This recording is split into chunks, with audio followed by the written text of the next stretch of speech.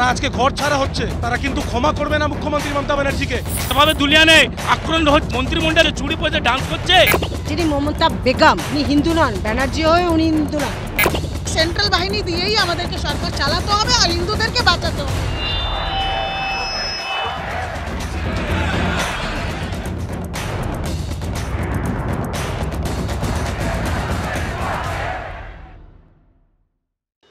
এটা কি বাংলাদেশের ছবি না পশ্চিমবঙ্গের ছবি? এবং এই ছবি বলে দিচ্ছে এ রাজ্যে যা পরিস্থিতি তৈরি হচ্ছে, তাহলে কি রাষ্ট্রপতি শাসন জারির দিকে চলে যাচ্ছে এ রাজ্য? আমরা সরাসরি চলে যাব এই মুহূর্তে। আমরা প্রথমেই সুভদ্রার কাছে যাবো। সুভদ্রা, আমরা দেখলাম যেভাবে মুর্শিদাবাদের যে ঘটনার ছবি মনে করছে এটা কি বাংলাদেশের ছবি। আমরা দেখলাম রাজ্যের যা পরিস্থিতি, হিন্দুরা তারা তার বাড়ি ছেড়ে তাকে আশ্রয়স্থলে জায়গা নিতে হচ্ছে, কি বলবে? বাংলায় যা দৃশ্য আমরা দেখছি, এগুলোর সাহস কি করে পাচ্ছে জানেন? এই জেহাদিরা সাহস এই কারণেই পাচ্ছে, যখন তৃণমূলের নেতারা, এই হুমায়ুন কবির থেকে নিয়ে ববি হাকিমের মতো নেতারা যখন বলছে মিনি পাকিস্তান বানিয়ে দেবো, হিন্দুদের কেটে গঙ্গায় ফেলে দেবো, এরা যখন সাহস দেয় এই ধরনের বক্তব্য রেখে, তখন এই মৌলবাদরা, এই লুঙ্গি বাহিনীরা, এরা সাহস পাচ্ছে আর হিন্দুদেরকে শেষ করছে আস্তে আস্তে করে। মুর্শিদাবাদে যেগুলো আমরা দেখছি, আর মুখ্যমন্ত্রীর কাছে গিয়ে যখন আপনি গিয়ে প্রশ্ন করবেন, ওনার কাছে কোনো উত্তর থাকবে না। উনি এটাই ভাবছেন শুধু 30% ভোট যে আমরা পাচ্ছি সেটাই আমার জন্য যথেষ্ট। কিন্তু আগামী 2026-এ আমাদের যে হিন্দু সনাতনী ভাইয়েরা আছে, আমাদের মায়েরা যারা আজকে ঘর ছাড়া হচ্ছে, তারা কিন্তু ক্ষমা করবে না মুখ্যমন্ত্রী মমতা ব্যানার্জিকে। এই মুখ্যমন্ত্রী মমতা ব্যানার্জি 14 বছরে দুর্নীতি দুর্নীতি দুর্নীতি। এই পশ্চিমবাংলায় ধর্ষণ হয়েছে, 1 বছর আগে আমরা কি দেখেছিলাম? আরজি কার্ডের মতো ঘটনাকে ধামাচাপা করার জন্য হসপিটালে ভাঙচুর করিয়েছিল ষড়যন্ত্র করে। আর আজ আমরা কি দেখছি? এসএসসি দুর্নীতি একদিকে, অন্যদিকে মুর্শিদাবাদের মতো এলাকায় চারিদিকে হিন্দুদের কেটে ফেলছে, ঘর বাড়ি সব কিছু ভেঙে ভেঙে। এটা কি রাষ্ট্রপতি শাসনের দিকে চলে যাচ্ছে রাজ্য? আরে মুখ্যমন্ত্রীর হাতে তো পশ্চিমবাংলা কন্ট্রোলে নেই, তাহলে কি করতে হবে এই রাজ্যে? মুখ্যমন্ত্রীকে সরাও, এটাই তো নেক্সট অপশন। উনি যখন ওনার হাতে কোনো কন্ট্রোল থাকেনি, তাহলে ওনার কোনো অধিকার নেই। শেষ মুহূর্তে আমরা যেটা দেখলাম যে যদি কেন্দ্রীয় বাহিনী যদি এসে না পৌঁছাতো, তাহলে কি হতো হিন্দুদের অবস্থা? তার মুর্শিদাবাদের যারা তাদের ঘর বাড়ি ছেড়ে তারা বলছে যদি কেন্দ্রীয় বাহিনী, কেন্দ্রীয় সরকার, স্বরাষ্ট্রমন্ত্রক যদি না পাঠাতো, তাহলে আরও ভয়ঙ্কর অবস্থা। কেন্দ্রীয় বাহিনী ছাড়া পশ্চিমবাংলার নেক্সট কোনো অপশন নেই। পুলিশ প্রশাসন এখানে হয়ে গেছে চটি চাটা। পুলিশ প্রশাসনকে যেভাবে মমতা ব্যানার্জি গাইডলাইন্স দেবে, যেভাবে বলবে চলতে, সেইভাবেই চলবে। হিন্দুরা মরে যাক, তাতে কোনো কিছু যায় আসে না এই পশ্চিমবাংলার পুলিশ প্রশাসনের। বাকি আপনি সাধারণ মানুষ আছে এখানে, আপনি একেবারে এই যে দেখলেন কিভাবে হিন্দুদের ওপর আক্রমণ করা হলো মুর্শিদাবাদে। রাজ্য যেদিকে যাচ্ছে, এটা কি রাষ্ট্রপতি শাসনের দিকে চলে যাচ্ছে?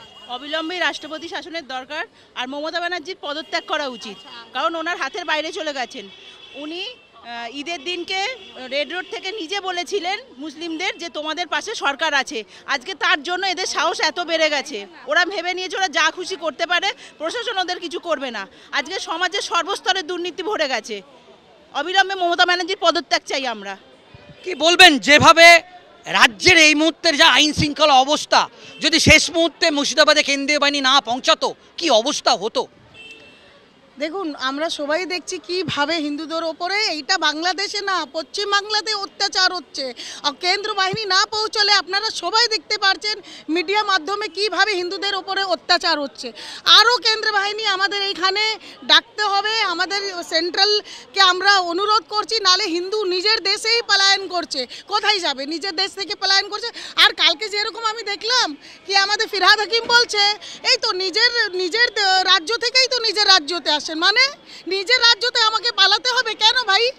কেন পালাতে হবে? মুসলিমদের তো পালাচ্ছে না, কারণ আমরা অত্যাচার করি না হিন্দুরা, আর সব সময় ওরাই অত্যাচার করে। তো কেন্দ্র বাহিনী আরও নামাতে হবে।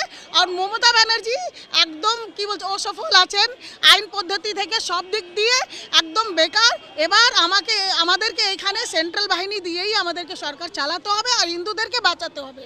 একেবারেই আমরা এই মুহূর্তে রাজ্যের যে অবস্থা, কি বলবেন, রাষ্ট্রপতি শাসনের দিকে কি চলে যাচ্ছে? সারা ভারত হচ্ছে এখন তাকাচ্ছে যেভাবে এখানে মন্ত্রিমণ্ডলটা তর্ক দিচ্ছে। এবার এই একটা প্রবক্তা টিএমসি বলেছে, শুনেছেন তো, কি বিএসএফ এর মধ্যে আরএসএস এর লোক বিএসএফ এর বর্দি পরে পড়ছে। লজ্জা লাগে না? মানুষ মারা যাচ্ছে, বলছে 5 জন মারা গেছে। কি মুখ নিয়ে বলছে 5 জন মারা গেছে? লজ্জা লাগে না? বলছে আমরা মানুষকে মানুষ ভাবে, হিন্দু মুসলিম দেখছে না। তাহলে কেন মুখ্যমন্ত্রী বলছে সামলাতে পারবে তো? সামলিয়ে নেব, 100 বার সামলে নেব।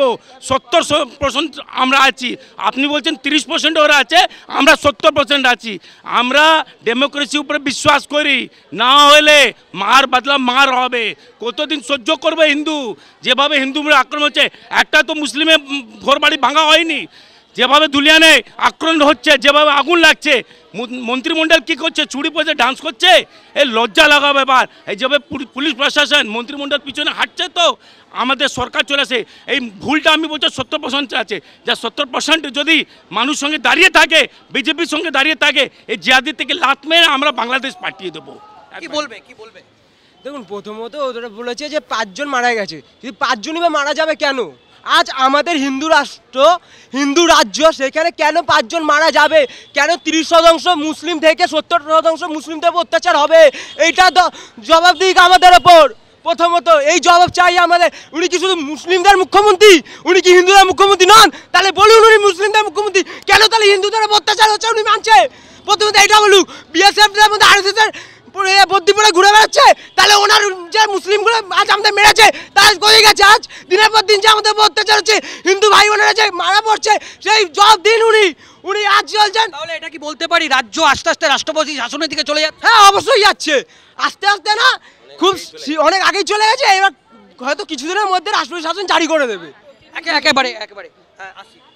কি বলবে, রাজ্যের এই মুহূর্তে যা অবস্থা, তাতে কি রাষ্ট্রপতি শাসনের দিকে চলে যাচ্ছে? ও তো অনেক আগেই চলে যাওয়া উচিত ছিল। ও তো অনেক আগেই চলে গেছে। পশ্চিমবাংলার যা অবস্থা, গ্রামে গঞ্জে, আর সন্দেশখালী থেকে শুরু করে মুর্শিদাবাদ, বসিরহাটে এই সন্ত্রাস অনেক আগে থেকে চালু হয়ে গেছে। 21-এর নির্বাচনের আগে থেকে চালু হয়ে গেছে। তা আজ পশ্চিমবাংলার যা অবস্থা, বাঙালি হিসাবে আজ আমরা লজ্জিত। আজ পয়লা বৈশাখ, সেই পয়লা বৈশাখে মানুষ নতুন জামা কাপড় না নিয়ে মানুষ চিন্তা করছে যে যেভাবে সাম্প্রদায়িক দাঙ্গা চলছে, হিন্দুদের বেছে বেছে মারা হচ্ছে, আগামী দিন কোন দিকে যাবে? এটা বাঙালি হিসাবে আজ আমরা লজ্জিত। কিন্তু আগামী দিন যেভাবে সন্ত্রাসের বাতাবরণ তৈরি হয়ে গেছে সারা পশ্চিমবাংলায়, আমরা খুব দুঃখিত, লজ্জিত এবং চিন্তিত। একেবারে আমি আসবো। এই মুহূর্তে রাজ্যের যা অবস্থা, আইন শৃঙ্খলা নিয়ে যা চলছে, কি বলবেন? আইন শৃঙ্খলা বলে কিছু নেই, এটা মুখ্যমন্ত্রী পুরো হাতে নিজে নিয়েছে। বলতে পারি কি রাষ্ট্রপতি শাসনের দিকে চলে যাচ্ছে? একদম চলে গেছে। ওনার প্রতিনিধি, আমি কালকে শুনলাম ওনাকে, কি ওনার প্রতিনিধি ফিরহাদ হাকিম বলছেন এই জেলা থেকে বেরিয়েই তো ওই জেলা গেছে, বাঙ্গাল থেকে বাইরে গেছে নাকি? গুজরাটটা দেখুন, গুজরাট তার মনে নেই কেউ? আরে গুজরাট যাওয়া অনেক বছর হয়েছে, গুজরাটের পর অনেক গুজরাট সামলিয়ে নিয়েছে সেন্ট্রাল, এবার এই গুজরাটটাও সামলাবে। এটা গুজরাট বলছে তো, এটাও সামলাবে। আর যখন বাঙালে সেন্ট্রাল গভর্নমেন্ট আসবে না, তখন একদম পুরো ওনাকেও হিন্দু বলে দেবে, আবার হিন্দু প্রতিনিধিও বলে দেবে কি করতে হয়। কি বলবেন? দেখুন, মুখ্যমন্ত্রী যিনি মমতা বেগম, উনি হিন্দু নন, ব্যানার্জি হয়ে উনি হিন্দু নন, কিন্তু ওনার যে মন্ত্রিসভায় প্রতিটা মুসলিম, মানে ফিরহাদ হাকিম, উনি নাকি আমাদের কেএমসির একজনের মাথায় আছেন, ওনার দায়িত্ব রাজ্য আছে, কিন্তু উনি বলছেন কি মুর্শিদাবাদ থেকে হিন্দুরা চলে গেলে না ওনার কিছু যায় আসে। কি করে যাবে? উনি বাঙালি নাকি? উনি বাঙালিকে বিয়ে করেছেন, কিন্তু উনি বাঙালি নন, উনি মুসলিম, ওনার রক্তে মুসলিম আছে। উনি যদি নিজের মানে মৌ বাচ্চার কথা ভাবতেন বা রাজ্যবাসীর কথা ভাবতেন না, উনি সবার আগে হিন্দুদের কথা ভাবতেন। হিন্দুরা সনাতন, উনি এসছেন কোত্থেকে? আজকে সনাতন থেকে ওনারা মুসলিমে গেছেন। প্রথমে সনাতন ছাড়া অন্য কোনো ধর্ম পৃথিবীতে ছিল না। আজকে মুসলিমদের জিহাদি করছেন, জিহাদি করে কি হবে? মানুষদের মারছেন। এটা কি বলতে পারি রাজ্য আস্তে আস্তে রাষ্ট্রপতি শাসনের দিকে যাচ্ছে? অবশ্যই অবিলম্বে রাষ্ট্রপতির কাছে করো জোরে, প্রধানমন্ত্রীর কাছে করো জোরে, আমরা হিন্দুরা, বাঙালিরা, মহিলারা নিবেদন করব যে 356 ধারা প্রয়োগ করে রাষ্ট্রপতি শাসন অবিলম্বে পশ্চিমবঙ্গে আনা উচিত। যেটা হচ্ছে ভীষণভাবে অন্যায় হচ্ছে। আজকে মা বোনেদের কাপড় টানছে, রাস্তার মা এক জায়গায় মা বোনেদের তালা দিয়ে আগুন জ্বালাচ্ছে, পেট্রোল জ্বালিয়ে দিচ্ছে। যারা পালাতে পারছে তারা বাঁচলো, যারা পালাতে পারলো না ওখানেই শেষ। আর মজা নিচ্ছেন উনি বলছেন আমি তো কিছু জানি না, ওনার কিছু জানা নেই। তৃণমূলের পক্ষ থেকে বলা হচ্ছে, দেবাংশু থেকে শুরু করে ফিরহাদ হাকিম বলছে যে বিজেপি ফেক ভিডিও ছড়াচ্ছে। দেখুন, দেবাংশুর কথা কেউ কোনোদিন পাত্তা দেয় না। নিজের দলের লোক পাত্তা দিয়েছে না বিরোধী দলের লোক পাত্তা দিচ্ছে। দেবাংশুর কথা বলে লাভ নেই। কিন্তু হ্যাঁ, মমতা ব্যানার্জি যে ওদের যে মুখ্যমন্ত্রী, তিনি নাকি বলেন যে উনি ব্রাহ্মণ মেয়ে, এদিকে গায়ত্রী মন্ত্র ভুল বলেন, সরস্বতীর যে মন্ত্র ওটা ভুল বলে, উনি সমস্ত মন্ত্র ভুল বলেন। উনি হিন্দুদের মুখ্যমন্ত্রী নন, উনি বাঙালিদের মুখ্যমন্ত্রী নন, উনি হচ্ছে মুসলিমদের মুখ্যমন্ত্রী। সেটা আমরা শিখে গেছি, আমরা দেখেছি। আজ ববি হাকিমের কথা বলছেন, ওনাকে শুধু দেখেছি কিসে কাটমানি নিতে, টাকা নিতে, স্যান্ডো গেঞ্জি পরে টাকা নিতে, এই জন্য কিছু মানুষ স্যান্ডো ববি বলা হয়। এটা কিসের জন্য হয়েছে? আজ তৃণমূলের অধিকাংশ নেতাকে দেখা গেছে টাকা নিতে, দুর্নীতির সঙ্গে জড়িত। ওদের প্রত্যেকটা বিষয় দুর্নীতি আছে, ওদের সরকারের দুর্নীতি, ওদের সব কিছুতে দুর্নীতি, এদের পুরো গোড়াতেই দুর্নীতি। এই সরকার তো আর 26-এই শেষ হয়ে যাবে।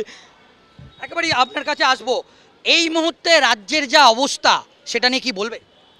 এই তো আমি তো যে আপনার সাংবাদিক মাধ্যম দেখতে পাচ্ছি, এখানে রাজ্য সরকার কোনো পদক্ষেপ নিচ্ছে না। যেভাবে কালকে দেখছেন বাঙুরে যে ঘটনাটা হলো, শুধু একটা দল যে আছে না তার মুসলিম ভোটটা কেনে নেবে, তার জন্য ওখানে পুলিশ লাঠি চার্জ করে। মুর্শিদাবাদে লাঠি চার্জ কেন করা হয়নি?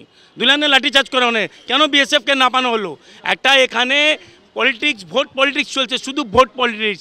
মমতা ব্যানার্জি খুব তাড়াতাড়ি শীঘ্র, ওনারা একটা মনে হচ্ছে এমএলএ বলেছিলাম কিছুদিন আগে, মদন মিত্র, কি মানুষ এখানে আইন, সাধারণ মানুষ আইন হাতে নিয়ে নেবে খুব অতি শীঘ্র। কেন বলেছেন সেদিন বুঝতে পারলাম না, কিন্তু আজকে সেই দিন চলে এসছে, সাধারণ মানুষকে আইন হাতে নিয়ে নিতে হবে। কেন? এখানে রাজ্য সরকার পুরো বিফল আছে, আইন শৃঙ্খলাটা পুরো ভেঙে পড়ে গেছে, পুলিশ প্রশাসন চটি চাটছে সরকারে।